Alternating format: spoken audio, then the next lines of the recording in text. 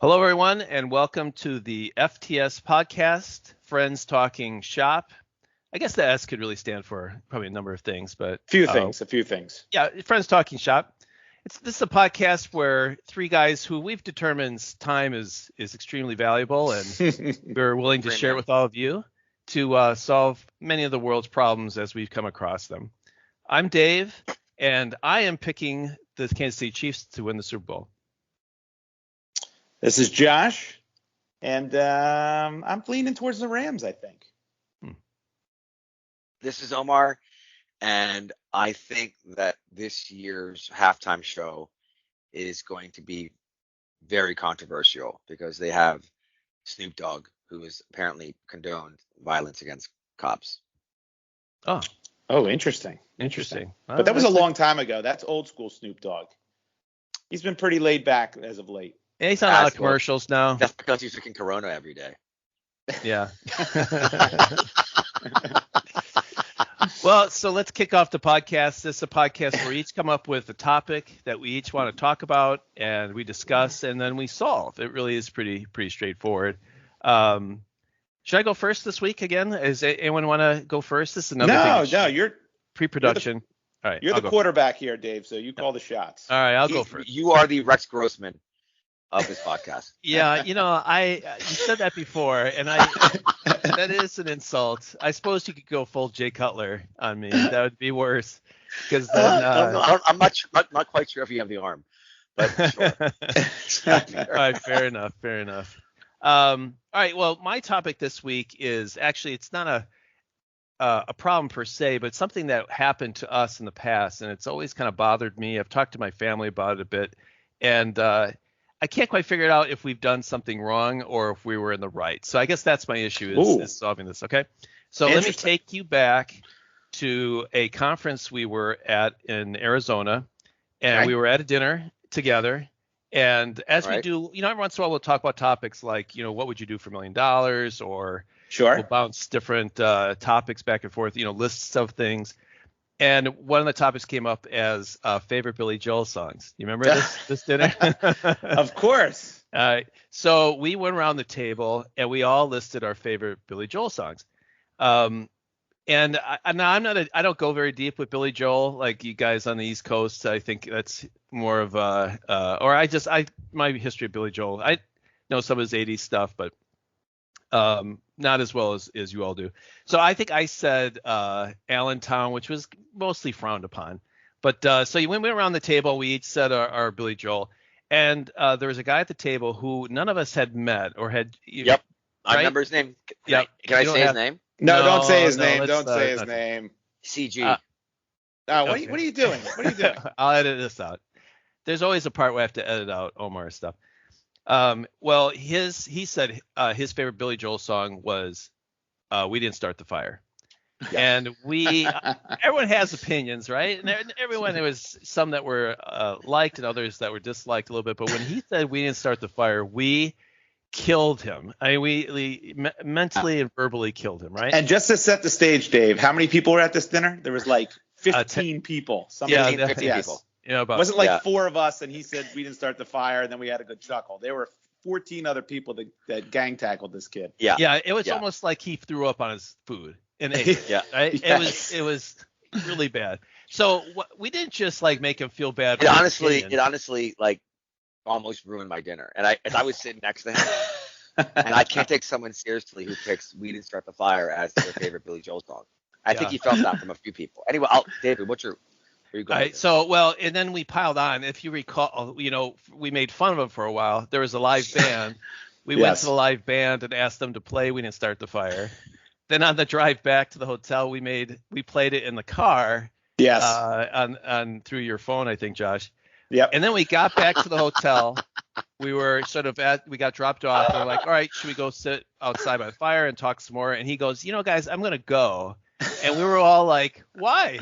Like, why? What's wrong? And it dawned on me later, I think we were really mean to this guy. And I don't recall him enjoying the joke as much as we did. So I came home, I told my family the story, and they all looked at me with disgust. That was entirely way too mean to this person. I thought, well, I don't really see it that way. I mean, so I wanted to ask you guys' opinion. After some reflection on this, what do you think? Do you think we were mean or were we justified? So I'm gonna draw a parallel here. So I told my kids some of the things that we used to do in my freshman hall in college, and in particular to one individual on the hall. And when I look back on it, it was definitely not right. It was definitely on the mean side. But when you're in the moment, and this is the parallel here. You're not laughing. I mean, you are laughing at them, but you're doing it, I think, from the vantage point of this is really funny. Let's just have some fun with it and go with it. And by the way, in my mind, in this Billy Joel incident, I didn't dislike him. It wasn't like I wanted to pick on him. It just he had a very silly answer, and I thought, and it's just funny to kind of ride with it. And that's kind of like how I remember those stories in college. But when I do look back, I feel a little bit bad for some of those things. But this one, I don't really feel that bad for. He was asking for it. I don't think he was asking for it, but he does. Number one, he has to learn that's a ridiculous answer. It's utterly ridiculous. I think if Billy Joel were there, he'd be like, "Are you kidding me? That song sucks. Yeah. My worst song." But it's not, and it was not mean spirited. It was not done in a malicious way, and I don't know if we conveyed that. So I'm a little bit gray on whether we should necessarily feel bad. Well, look, I think both of you guys are more comfortable with yourselves than like I am, right? And so it's very important to me that when I meet people that they appreciate and acknowledge my humor and my wit. Yeah, because you ask them, am I funny? Yes, I ask them that all the time. Yeah, right. Yes. And so this individual, that was my first time meeting him as well, right? So I've had a number of different interactions with him, probably 6 to 8, some of which have been in person. Interesting. And I've given him some extraordinary, very good to extraordinary material. The guy never laughs. Oh no, he's not into anything. I think the Billy Joel moment with him, he was dialed out in general. I don't think it's in his personality to really be able to appreciate what is, effectively, sitting with us together, the three of us. It's like Richard Pryor, George Carlin, and Chris Rock, right? I don't think he's able to. I think we almost. You got self-esteem problems. Yeah. So there's more going on here. That's true. I have not followed up to think did he deserve it? And he may be kind of the Frank Burns. You know that remember MASH? Kind of the Frank Burns of the group where he was. There's some people that I think are Frank Burns. In fact, I've had this theory: if there are 5 or more people and you don't know who the Frank Burns is, you're the Frank Burns. Like one will exist in a group of 5 or greater. But and maybe he deserved it. I think that might be. Listen, you're onto something here, because now as I think about it as we're talking, look, it's obvious he's not a big Billy Joel fan, and that's perfectly okay. It's very weird that you'd have 15 people around the table and everyone likes the same artist, where they can list, all their whole body of work. So all he really had to say was, "Hey, listen, guy, I don't really listen to him that often. I can't pick a favorite," and then it would have just gone right by. But I think he felt such pressure to pick a song that he just reached for whatever the hell he had. Had there been repeat songs before we got to him? In other words, do you think he felt pressure to say a song that hadn't already been mentioned? Interesting angle. Yeah. I don't remember. This is how I feel when I order food in a restaurant, right? I don't like ordering the same thing as someone at the table with me. I feel like it's sort of like a waste. Really? Wait a second. Wait. If someone orders something that you were going to order, because everyone decides what they're going to order before the waiter or waitress comes back to the table. Not everybody, but yeah. Okay, for the most part. For the most part. So you have what you're going to order. If someone before you or two turns before you or whatever orders the same thing, you're changing your order? Yeah, I will immediately say, "Do you want to split that? We can get something else too." See, that's worse. Or I'll get split else. That. I think we have split, and sometimes that works, sometimes that doesn't. But I actually recall Omar like, you want to? I'll get this. Yes. We'll split it. Yes. Actually, the genius of that is they do it for you, and then you get more food on the splits usually. But you don't get more food. You get 2 halves of an entree. Well, one entree. if they don't do it for you, if you get 2 plates and then you cut it in half, then you get obviously half. But if you ask like, can we split this, and they do it back, you get 4 plates, you get more food, I think. So hold on a You second. get more plates. Are you telling More me plates, yeah. you get more plates? That's right. Are you telling me you found a portion loophole? Is that what you're saying? I think yes. I actually think if you ask, I didn't actually think about this, but I was just thinking back. Yeah, I think if you say, hey, we're going to split this, but do you mind doing it on separate plates? I think you get a bigger portion. Yeah. Can I say something? This is really, I hope listeners appreciate what they're hearing right now, because this is the beauty. We started on Billy Joel, and we've evolved to a much more controversial and I think more interesting topic of portion loopholes. Yeah. Well, that's amazing. It's amazing. The guy that we sat dinner with probably wished we did the same thing. But I wanted to come back though to one thing. Please come back to the loophole. Is this idea of like having fun in the moment and not. I had another situation I think about when I think of this situation too, is when I was in college, someone came up to me and said, I've got a bottle rocket. I was like, cool. So we took it, put it in a bottle, and we put the bottle on the ground and we lit it, and it shot right down the hallway into this guy's room and popped. Stop. You lit it indoors. Yeah. In college, there were a couple of years where I think nothing really made sense. But he popped in his room. He comes running out and said, what'd you do that for? And we literally said, what? We didn't mean to.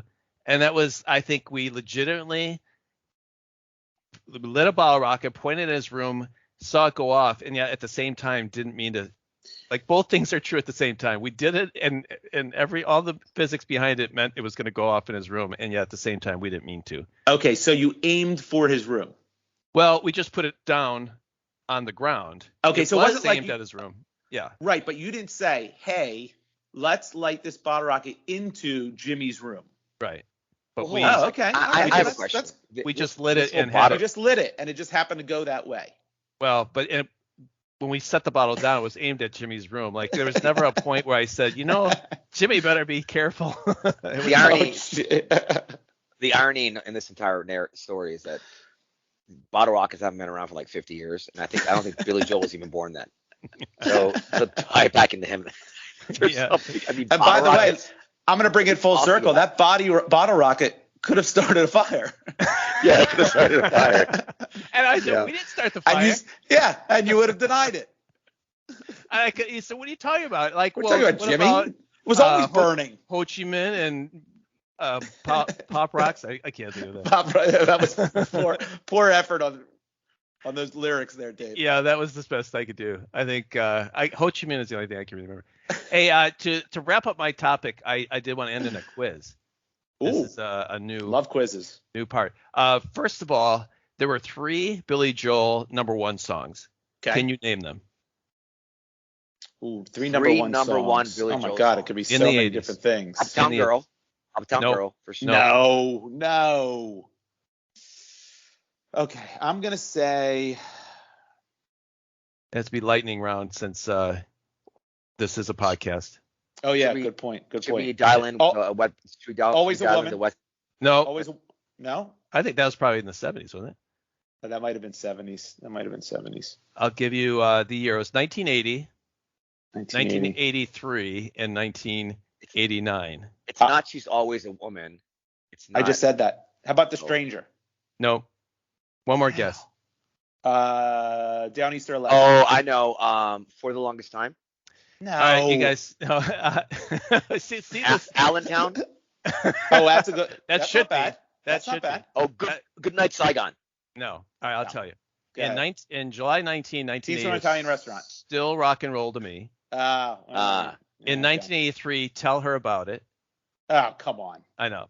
In 1989, We Didn't Start the Fire. Wow, we owe this kid an apology.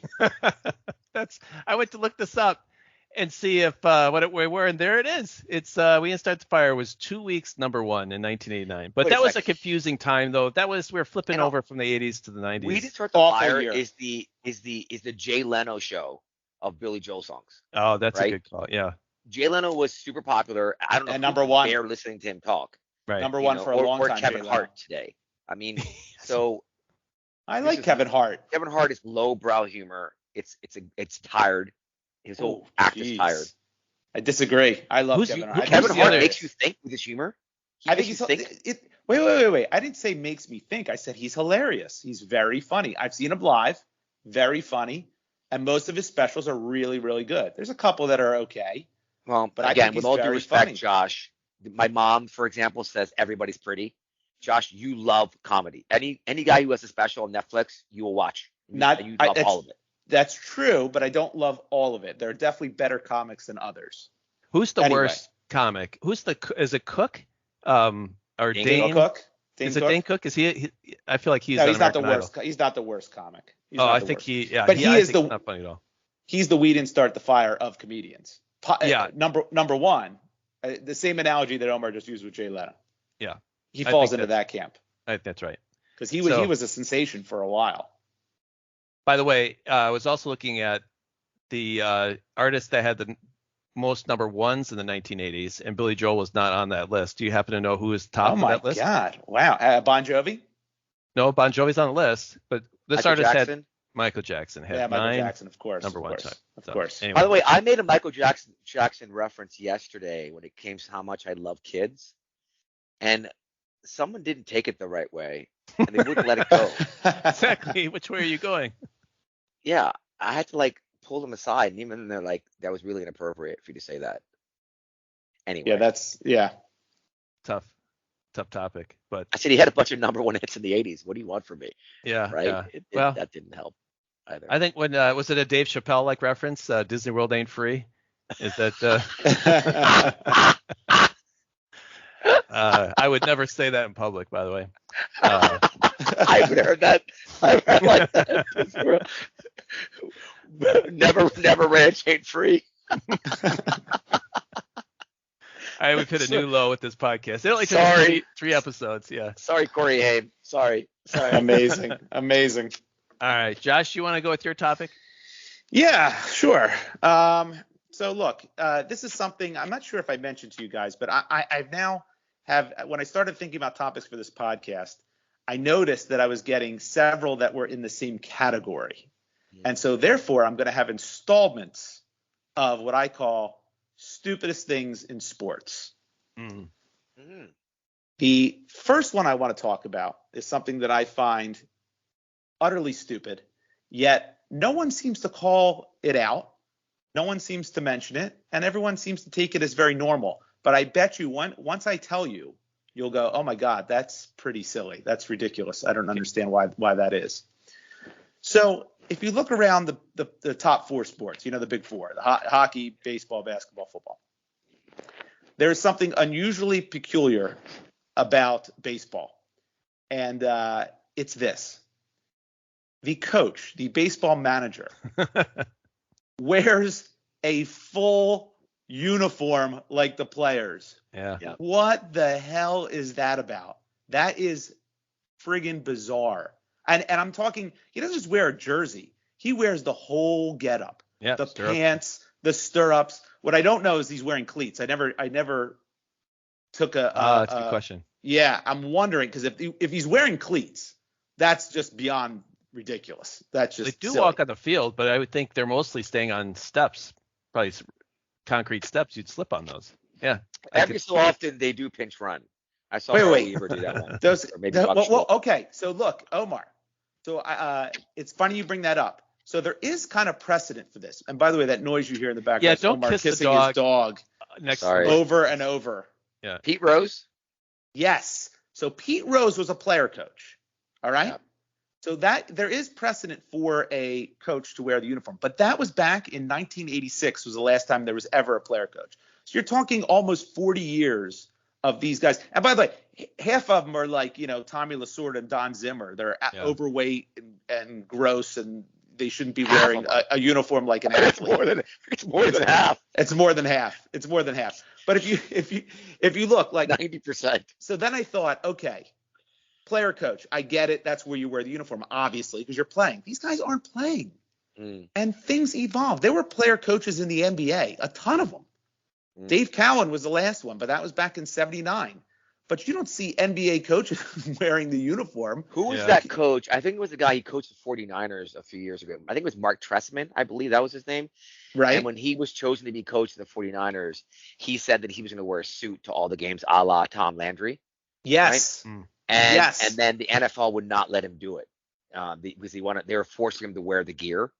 Well, yeah, I get that because you're trying to sell stuff and there's sponsors and but this is a great point. Great point. Because if you look at the evolution, you look at like Tom Landry and Hank Stram and those guys, they all wore suits.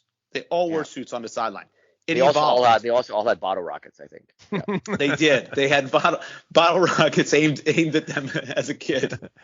And now they've taken it out on their players. Is that what that's what you're going to take for my whole point is that I mentioned bottle rockets. They're not obsolete. They still exist. You're mean. Yeah. Stop picking them. But anyway, if you look, every sport has evolved. No coach wears that. And now that they want them to wear the gear, just like you said, Omar, on the NFL sideline, they're not wearing jerseys. Andy Reid is not out there in tight football pants. They're wearing sweatshirts or that douchey cutoff hoodie that Bill Belichick wears. Yeah. I mean, it's utterly ridiculous. So why? They should wear the football gear. I think, and Andy Reid in particular. Have you seen that punt, kick, and pass when he was competition like when he was in? Yes, 14? Yes, he's like 3 times the size. Is that right? Yeah, that's worth YouTubing. But we're all picturing that, right? And we're all saying how ridiculous that would be. Why isn't anyone not looking at Don Zimmer and going, this is just so foolish. It's so silly. Wear something different. You don't need to wear stirrups and baseball pants as a manager. Well, it's now weird. some position coaches will like warm up with the team, like they'll hit grounders or they'll hit pop-ups. Do you need to be in full gear to do that? Well, that's good. That's a good point. Like someone might, if the catcher was on base, sometimes the coach will, catch until the catcher's ready. I'm gonna go. The head coach? No, the head coach doesn't do that. Not the head coach, but position coaches. So, yeah. The backup catcher does it. Oh, I thought back in the day when bottle rockets were a thing, you'd have like the third base coach would sit in there and like. Okay, so you bring up a good point. So if you look at the first and third base coach, you can make an argument like, well, they're on the field. Yeah. But I think that makes it even more confusing because they look like the runners. They're dressed like the runners. Yeah. Why would you want a coach blending into the game? That's an even more reason not to wear the uniform. It's just stupid. What would you have them wear, Josh? Why don't you wear exactly what like Sean McVay wears, and you wear that with your pullover? Your pullover, exactly. With a team logo. Yeah, and wear the hat. I can understand wearing the hat. That makes complete sense. Are you afraid that the Phillies have scored 2 runs? Wait, there was only one guy on base. Wait a minute. The third base coach just scored. Get him back out of there. So, that's something that the Patriots would do, I think, not the or the Red Sox, I guess. Yeah, right. No, I just find it I look over there and I'm like, it just looks silly. It looks ridiculous, especially because they're overweight, older guys who are in this athletic uniform.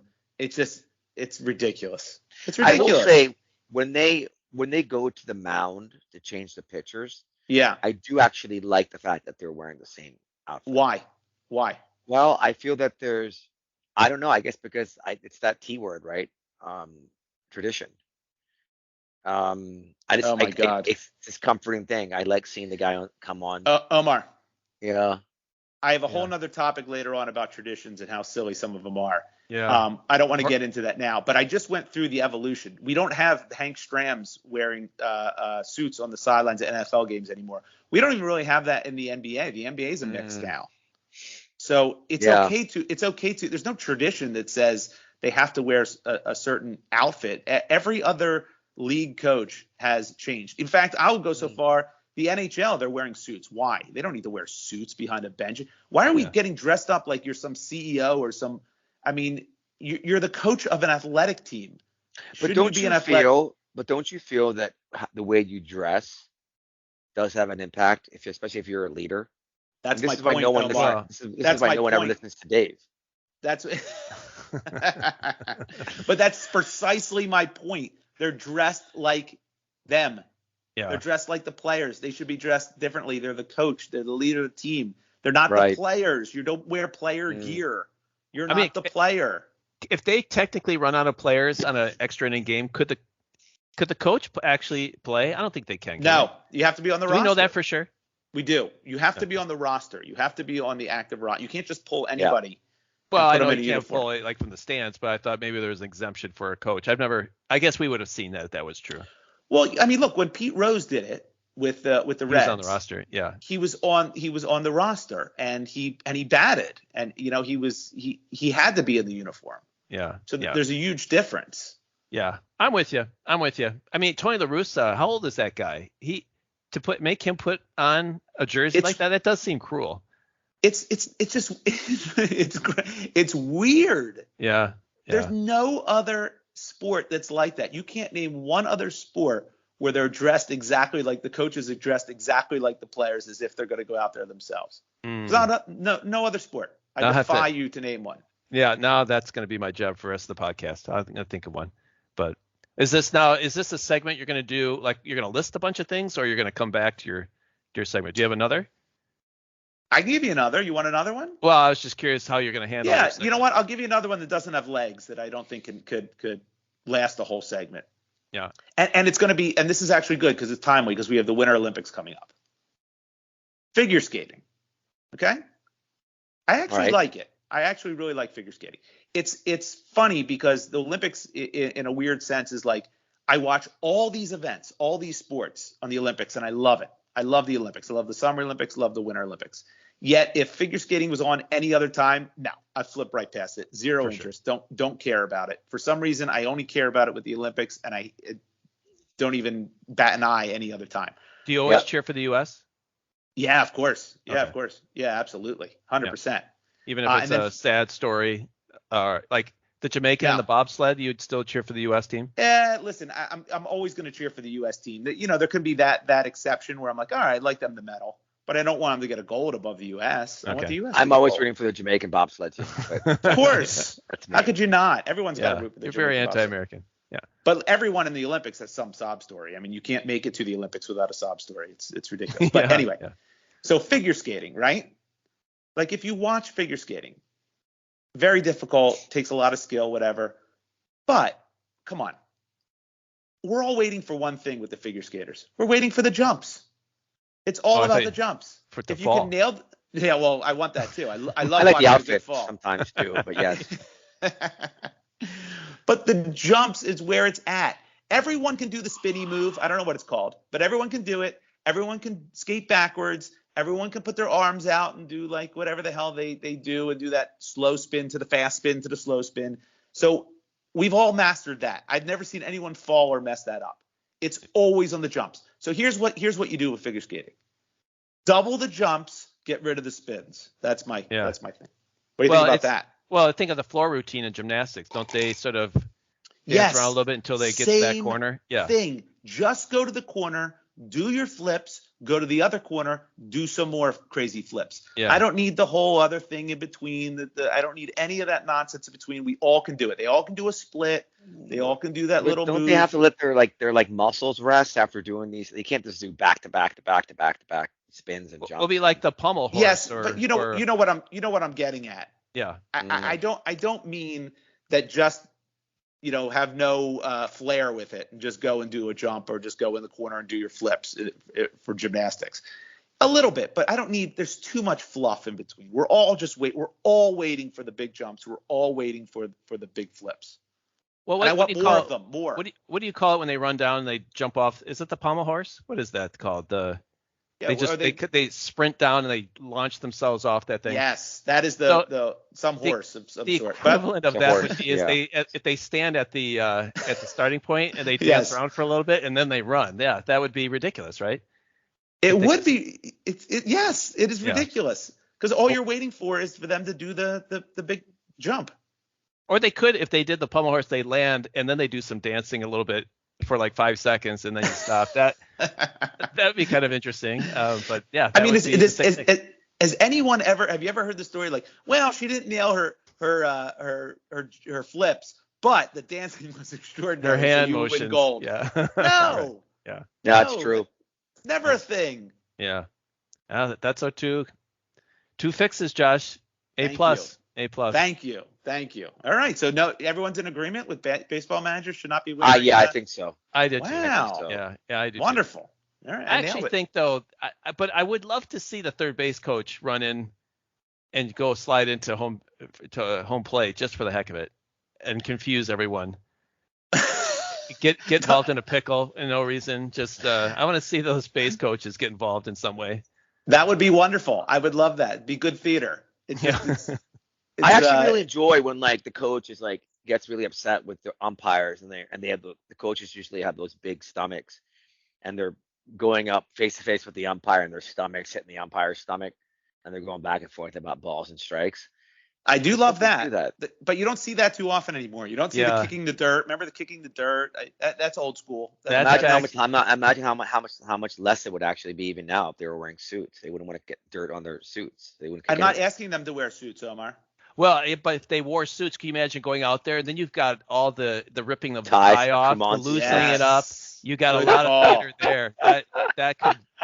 He's taking the tie off. Yeah, that's true. That could be. That's a good call. That's a Take good the jacket off. Yeah, yes. Jack it down. Yeah. Roll up the sleeves. Yeah, there could be a lot there with the suit. Yeah. I wonder, like, if there'll be a female coach anytime soon, like a head coach for a baseball team. What sport do you think is the first sport she wear a to have jersey? a female She would have head to wear a coach? jersey. Which sport do you think it will be? What do you think? Okay, NFL, NBA, basketball. All right. Oh, that's a really good question. I think it could be anything. Well, football is going to be the hardest because typically females don't play football growing up, so there's probably less of a pool of candidates for that sport. Whereas females play everything else. Yeah. So there's knowledge base of the sport and strategy and everything else. So I can easily see someone entering the mix on any of the other three. Football would be the hardest. Yeah, but baseball too. Softball has a lot of. Yes, different. Very different. You could certainly have. Yeah. So I think it's basketball, right? I agree. I agree. I think it's basketball or even hockey. Although hockey, I don't know if the rules are any different for women's hockey than men's, but yeah, it would have to be basketball or hockey because you're right. There's differences with softball, baseball, and there's no real female football leagues, at least that I'm aware of. Yeah. Good question, Omar. Well, I try. But I will say this, Omar. Yeah. I will say on a kind of a tangential point here, baseball manager, clearly the easiest job of all the head coaches. Yeah. Simple. I agree. Football is by far the most influence. Hardest. Yeah. Although I also will add this. I think if any of us were a football coach, we'd be regarded as like Sean McVay's. I'm not kidding. I think it's a real thing. I think that I heard this once. Like if you look at the intellectual acumen of people who are coaches in the NFL, or really any sport, but let's stick with NFL right now. It's not very high. Yeah, I agree. They all play. Yes. Right. Yes. Now I will say that like I know a few people who used to play football who are now friends, and by far the smartest people on the team, besides quarterbacks, usually are the linemen, offensive line. Some of them are brilliant. Well, that was Andy Reid. He was an offensive lineman. I agree with this 100%. I think Bill Walsh, if he was in business, average. That's if fine. Belichick, because they would be like, Belichick's such a good coach. He made an adjustment at halftime by covering the receiver who had 8 catches in the first half. Like what we sit here and go, we recognize this within minutes. Like I don't need a halftime. Yeah. To By the way, hold on. You've just simplified it way too much. Well, Rich Kotite, like he would be literally putting stuff in boxes in the warehouse. But he sucked as an NFL coach too. That's my point. But he actually was an NFL coach. What we would hear all the time, like we need the bye week to look at the offense, and then and then they come out and say we're going to run the ball a little bit more because we've got this great running back and we're not using. I feel like, come on, can't you figure that out just by observation? Yes, but you've only okay. I'm sure there are football coaches. Yes, that's it's such intricacies. It's not just choosing to run more. You have to choose how to run more and what your blocking scheme is and how you're going to run. If it's going to be on play action or RPO or straight run, under center, in the gun, where they're straight. It's so much more. It's so intricate. I'm sure that's true. But sometimes I think the minutia of football gets in the way of some bigger picture. Maybe. Because Belichick has won 7 Super Bowls or whatever because he can make adjustments and cheats. And Tom Chase. Brady. Yeah, and Tom Brady. But he figured things out like, throw the ball to your running back until they cover it. The guy, the Packers can't figure that out to life him. Well, didn't he have a game this year? Wasn't there a game this year where he only threw the ball like 2 or 3 times? It was a horrible weather. Yeah. And it's like, oh my God. Yeah. Right. I actually, it's funny. I actually made a Mac Jones reference the other day about someone who was very quickly adequate at a job but had no upside. So you called him a Mac Jones? Yep. Yeah. That's funny. How did they appreciate that? Nope. Was it the same person who likes Billy No, it was Joe? not the same person. It was not the same person. By the way, let me point out something too on this podcast. Omar started this podcast basically questioning his own self-esteem, if you remember correctly, when he said he had to ask people if he was funny because he's not sure. Yeah. So, but yet since that comment, he has compared himself to Richard Pryor and Sean McVay. But the thing is, he wants us to agree with him, though. He does want some validation on this. No, he said it pretty blanketed. He's Richard Pryor. He's Sean McVay. We can go back to the tape.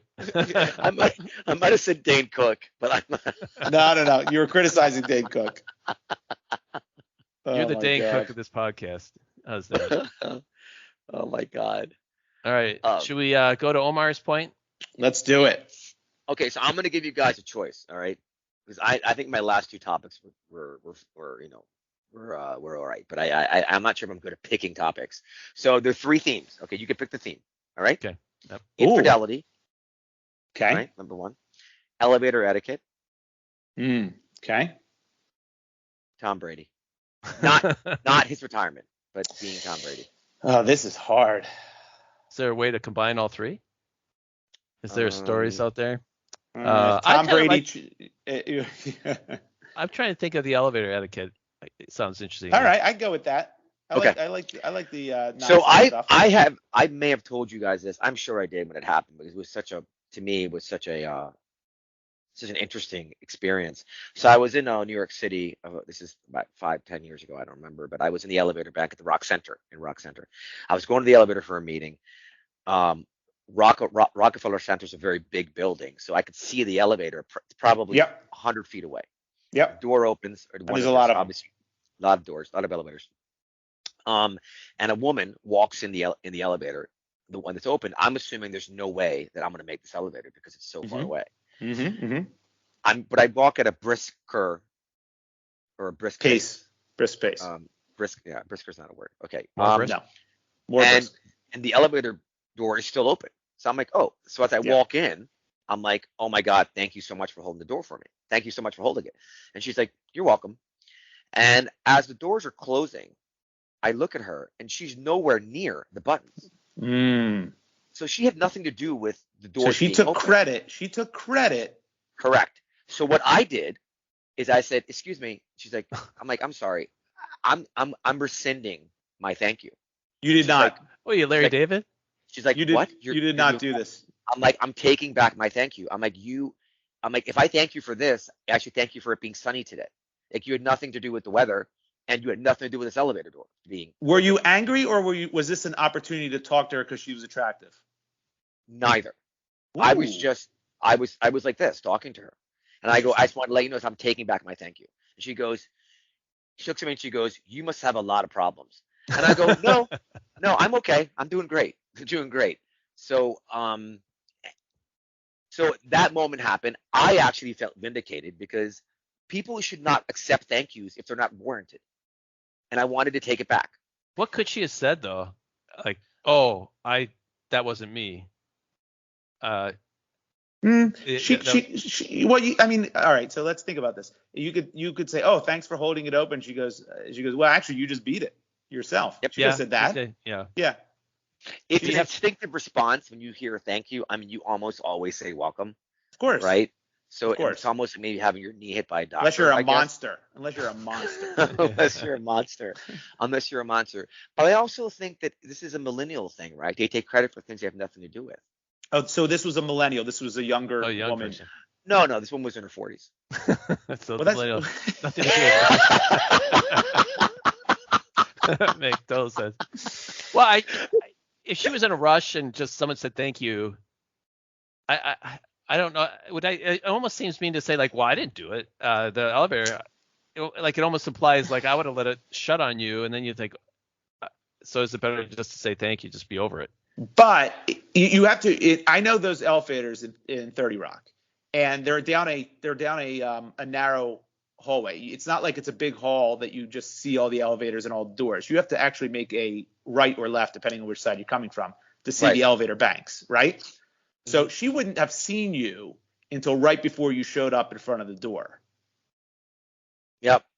So if the doors aren't shutting. No. She saw me. How did she see you? It wasn't 30 Rock. It was like 20 Rock. Oh, okay. I don't know. It was one of the faces of Fifth Avenue. Okay. That big Atlas Shrugged thing, like. Yeah. It's not Atlas Shrugged. It's not. No, that's a book. I know it's a book. But isn't that why it's there? The statue is not about the book. Ayn Rand. It's just it's not Ayn Rand. It's just Atlas holding the world. It's just an Atlas. Yeah. Yeah, I don't know. So you took back your thank you. That's, I really. Yeah. Let me ask you this. May I? Yeah. Did you say it sarcastically in a joking manner, or did you say it straight up? You meant it. I'm taking back the thank you. I said it pretty much in a tone I'm saying it to you guys right now. I'm like, I'm sorry. This is going to sound kind of awkward, but I'm rescinding my thank you. Oh, so it was not a joke. You didn't do it in a joking way. Not a joke. I don't throw thank yous out like hotcakes. Okay. You can. There's no crime in that.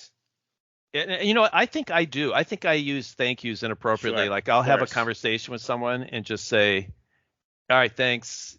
Yeah. Even though they've done nothing, like it's the way of concluding the conversation. I'll say thank you. Or even though you're doing them the favor. Like I'll thank someone when I buy something from them at a store. Yeah. Like, why am I thanking them? They should be thanking me. Paid. I'm the customer. Yeah. I should default that to you're welcome. Like it's great seeing you. You're welcome. Hold on. You are going to do the preemptive you're welcome? Yeah, I think I might, yeah. That is ballsy. Sense of saying thank you. I'm saying thank you for no reason. I need to be more judicious. We all know someone who does that when they've had 15 drinks. They just repeat you're welcome over and over again. Yeah. You know what? You know what? Logically speaking, there is absolutely a case for saying you're welcome before thank you. Why? Logically speaking. Again, if you're a host of a bed and breakfast. That's one. Yes, example. Well, I don't even think that's one, because you're the host. You're thanking them. They're the customer. You're thanking them for coming to your bed and breakfast. Like you're welcome in our home. You're welcome. Oh, that's very well said. Very done. That's clever. That's very clever. Yes. Or if you're buying a you're welcome mat, you say that before thank you. Yeah. We're going shopping today in Palm Beach. I'm gonna start saying that to people in the stores. Say you're welcome. Yeah, before they say thank you. Correct. Yes. If they say, there you go, here's your receipt, have a nice day, and then you just say, you're welcome. Yeah. You're going to do that? You are so good looking. You are so good looking. Yes. Something like that. I like Dave's scenario. You should do that, Omar, because that would put the whole social construct on its heels. That would be completely. Report back, yeah. I'd love to know how people take that.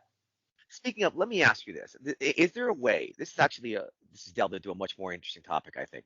Is there like one of the things that really grinds my gears is like when I'm in like a airport or like a hotel, I check into a hotel, or I am in any place where they have like relationship people who are like meant to hold my hand during a process, right? Concierge. And they always make small talk.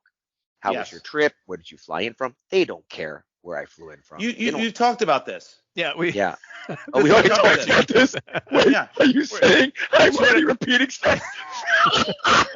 Omar, we are on episode 3, and you are recalling stuff from episode 1.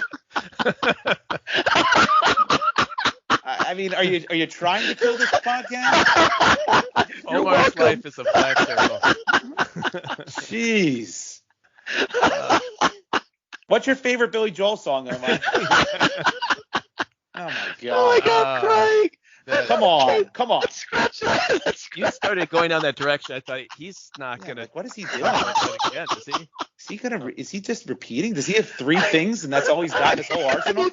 I gotta tell you, I'm even sober on this one. Good. Okay, maybe that wasn't a good segue. But going back to your actual issue. The elevator issue. You know people, because people leave their hand on that open door button way past when you even cross the threshold of the elevator doors. They want credit. At least I do. I do that. If I hold that door open, I'll either put my arm out, right, like I'm some sort of retarded Superman holding the door open. Yeah, or I put my hand on that button and hold it, and when they come in, they know that I've been holding that door for them. But no one just pushes it and then walks back from the keypad, from the buttons. No one does that. So you're 100% in the right. She did not hold that door for you.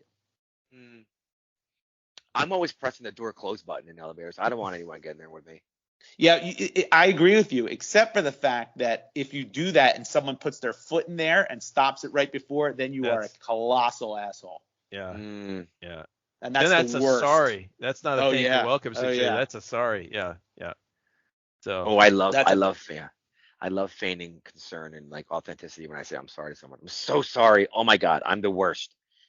Usually works. Yeah. Oh no. Yeah. Can I just ask one more quick elevator etiquette? It's I don't think people has gotten the memo on this, but if you're in front of the door, don't stand it's your floor. It's the first person close to the door goes out. There's no chivalry in elevators, right? That's do you let wait. Let me understand what you're saying. You're both getting out at the same floor. Well, let's say there are 5 people on the elevator, right? Okay, yeah. And there's 2 guys and 2 women, and the women are in the back. Yep. Like if it was like I will hold the door open and let other people in, whether guy or girl, it doesn't really matter. But that's like just a nice thing to do. But in an elevator, you don't stand and like let other people you get out. Like first person out, you go out, right? But sometimes people do that. They'll like let let a woman go out first. I don't know what this doesn't make any sense. It right? Makes no sense. I think that like the etiquette, like the book of etiquette says, if you're the first person close to the door, you go out. You don't step aside. You are in a small confined space. You don't have wiggle room to step aside and let people get from the back to the front. It's not even. There's no courteous nature of it. I mean, it's not even. It's not like opening the door for like a building or a restaurant and letting people go in front of you. Not everyone does that though. Although let's say that you and another person are in the back, standing in a back corner of an elevator and it opens. Do you jump? What's your instinct, to let the other person go first or you go first? Well, it's always interesting because when you're in a crowded elevator and you're in the back and your floor's coming up, you never know who else is getting off or staying on. Yeah. And so it's always difficult to know if you should be saying excuse me or to wiggle your way to the front, because the people in front of you could be getting off there too. Right. It's like the subway. It's very similar to the subway in that regard when it's full. Like, when do you make your way forward? Because you could be making your way forward. I've done that in the subway where my stop's coming up and it's packed, and I'm like, I need to get the hell out of here, and I push my way through, or gently get my way How about through. one of you guys? And then I realized, you were right in the middle of my sentence, right in the middle, right in the middle, and then you realize people behind you are also getting out that you just pushed past. So that's awkward. Go ahead, Omar. I was going to ask you, have you ever met anybody in an elevator? Where you originated a relationship? A stranger? Yeah. Where I said, hey, Dave, meet me in the elevator at 3:00. No. I don't think I've ever met someone that like sparked a conversation. No. I've had small talk with people. Longer. Yeah. Yeah. Not longer than the ride in the elevator itself. No, I've never been in an elevator and said, "What floor do you go to?" 4, and then they're the best man at my wedding. I've said stuff like, "Hey, I'll meet you back down I'll meet you back down in the lobby when we're done." Stuff like that. No, yeah, but you don't mean it. You're being funny. I don't mean it. Oh, right. Oh yeah. Oh, that's a good one. That is a good one. That's also like where you give food to the flight attendants. Yep. You've got a couple of good. That's a good one. I might use that one. So as you get out, say, I'll see you later. See you back down in the lobby. Yep. That is. I might try that. I like that one. You're welcome. I will not be using that. I have used the give food to the flight attendant, and it's worked like a charm. That's a very good idea. You did it. Yeah. Yeah. It's a good one. You're poisoning Dave. I take good ideas where I can find them, and Omar has a few once in a while. Well, I think we exhausted all our issues. We solved quite a few problems, and this is probably more like a conference dinner conversation than probably other podcasts so far. Starts one way, ends in another weird places. Yeah. Usually someone gets hurt, and someone gets yelled at, and someone goes home crying. That's right. Yeah, I really like how I did on this one. Actually, I'm pretty proud of myself. Really? Yeah. Well, maybe not, but I like the idea of providing you guys a choice of topics. Listen, very high point there. Low point, obviously, talking about something you just talked about. Yeah. So it's very hard to give yourself high marks in that regard. I'm going to send you a Google Docs that will list the things that we've talked about so you can review them before each podcast. All right. All the listeners, grade Omar in the comments below. I keep saying that as in the comments below. Just tell him he's funny, please. I'm going to be in a rocking chair the next call. That's the kids. Oh my God. Well, guys, I guess we'll call this a wrap. Thank you everyone for listening. If you are listening, I don't know who's listening. I hope someone's listening. By the way, for the record, I'm actually going to the Super Bowl, and guess who invited me to go not only to his party, but to a dinner party the night after? Baron Davis. You said guess, but you didn't even leave a room for us to guess. You wouldn't have guessed Baron Davis. No, Baron Davis. He hung out for like an hour. Very cool. He's texting me like mad, but right. He's like, anybody you want at my dinner party, tell me, I'll bring him. I'm like, oh. It's not an FTS podcast until Omar drops a name. Yeah. And is that another theme that I've been doing? I'm just dropping names like crazy. It's becoming a theme. Yeah. Oh, wow. But you squeezed this, you crowbarred this one in right now. Just to get a sign off. Just under the gun. That's why I take responsibility. I should have cut it off. I should have cut it off. By the way, wait. He remembered me, by the way. That's amazing. From 10 years ago. Listen, for another time, I'll tell the story. Can you let Dave sign off? I got lunch with the Queen of England coming up. All right. Well, for Josh, Omar, and myself, Dave, thanks for listening. See you next week.